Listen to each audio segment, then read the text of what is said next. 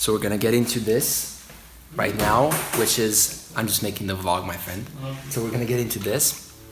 This is,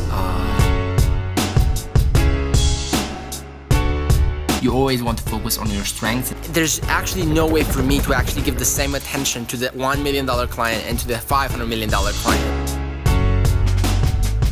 So just starting the day, and I have a meeting with my editor so that we go through the week's videos and the vlogs and kind of like spread around some ideas that we want to do, things that we want to test out. So that's going to be interesting, and we're going to do that. And then this is going to be a really interesting day, a lot of interesting things happening. So let me just open the door for my video guy to come in. Okay, so here's some interesting tips on how I personally manage my time.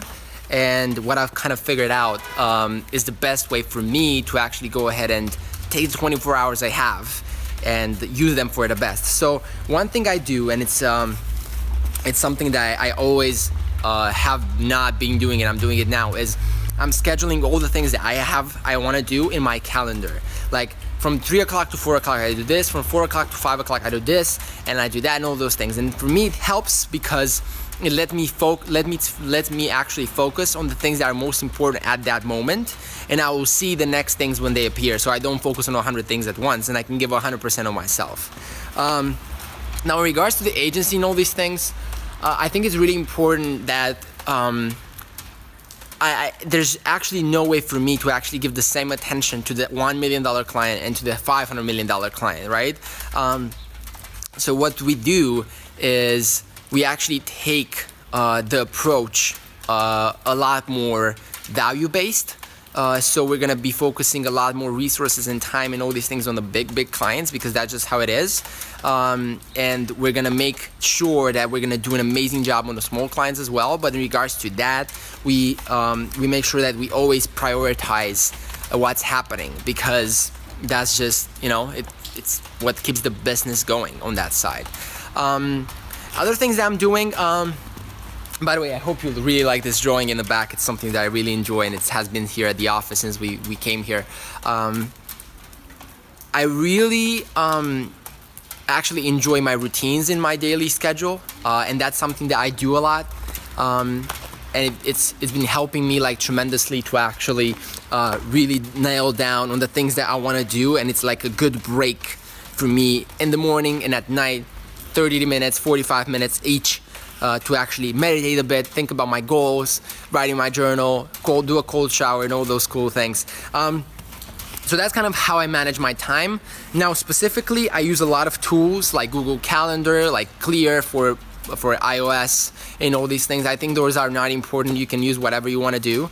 You just gotta build some discipline into it, because if you're trying to be really organized and manage your time and you're not disciplined, it's gonna be a really hard time. So that's kind of my like tips for today. Just finished a 1-hour session with my video editor guy. He's an amazing dude. Robert, shout out to you. You're watching this right now because you're editing them. You're awesome. We are really planning some changes for the vlogs, and we're gonna call them differently. We're gonna have a different branding, so it's gonna be really cool. Looking forward to that. So keep an eye, and let's continue with the vlog.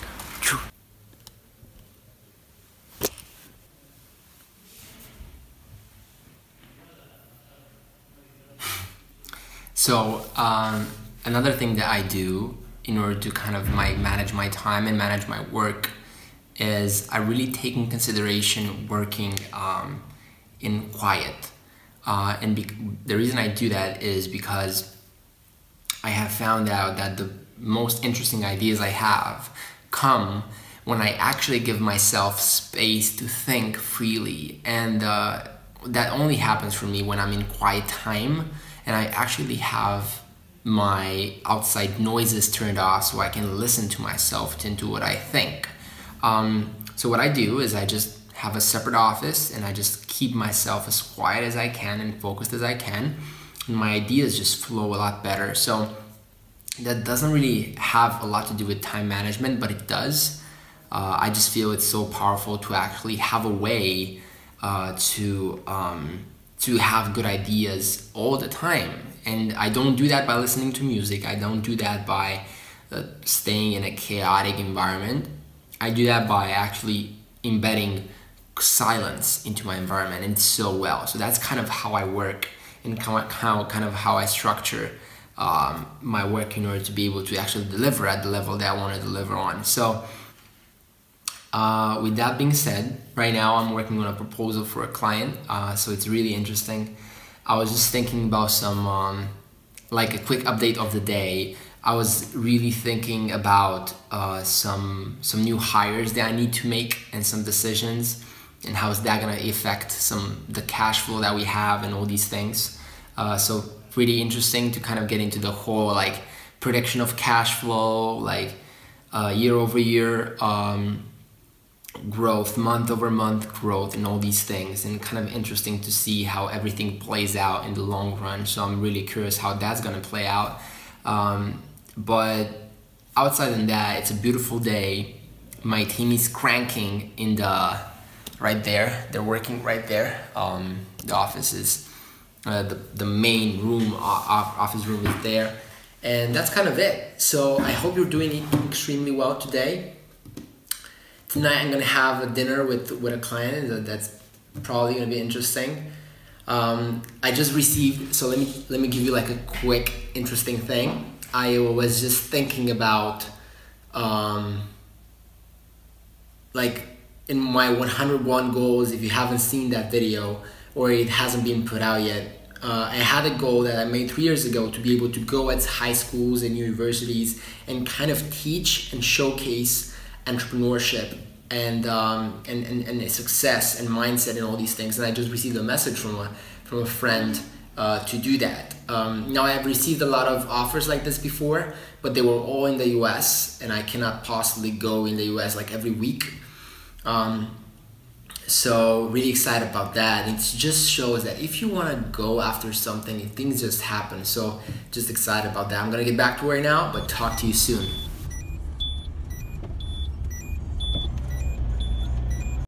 So we're gonna get into this right now, which is, I'm just making the vlog, my friend. So we're gonna get into this. This is sensory deprivation. I have done this here with my brother. He's in the other room right there. I'm in the wave room, he's in the energy room, whatever. We're gonna get into this right now. It's gonna be really interesting, and probably gonna do a short review afterwards, because the last time I've been to LA with this, haven't done it. So really interesting, and let's do it. Oh, by the way, let's not forget, I'm gonna stay here for an hour. So I'm gonna tell you how it was in an hour. Bye-bye. I'm gonna go there right now. It's full of salt, so it will sustain my body. There will be no light in it, so it will be really, really cool. Let's do it. So kind of quick review of the sensory deprivation experience. It's really intense. I just feel it's like a more powerful meditation you can do. You should definitely check it out wherever you are in the world, especially in the US. And the big cities, you can find one of these and you can try it out. It's like 50 bucks for 2 hours, which is really cheap. And I just think it's so powerful, because when you're left with no senses, the only thing you can do is actually think. And that's the thing we don't really do, right? Because we try to avoid doing all that stuff during the week and during the month and during the life. And we're kind of left off not spending time with ourselves. So I think this is a really powerful thing to do, the sensory deprivation thing. And with that, we're gonna close today's vlog. Tomorrow is Saturday. It's an amazing freaking day, as every day. And see you tomorrow. If I help you, then I go away and I ask you for help 3 days later, it seems natural. But if I help you and I ask you for help right back, I think it's forced. It seems like, okay, you're manipulating me. And that's natural.